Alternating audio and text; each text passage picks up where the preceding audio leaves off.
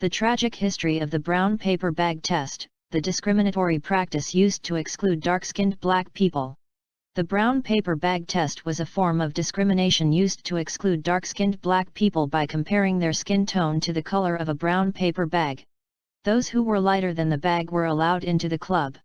Those whose skin failed the test were rejected. There are stories of black fraternities and sororities, professional organizations, and even churches using the test to determine membership.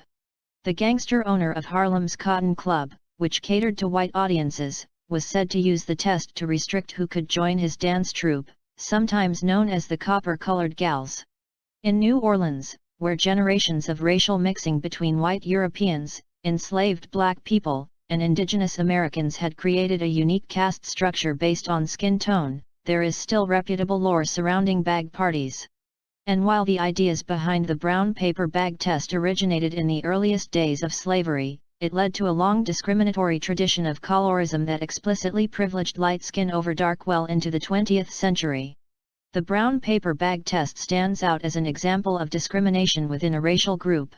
However, the history of the paper bag test traces back to white supremacy and slavery. Of course, the end of slavery did not end race-based divisions. During the Jim Crow era, white supremacist ideologies continued to push the notion that lighter skin was better. And some black Americans absorbed and internalized that idea.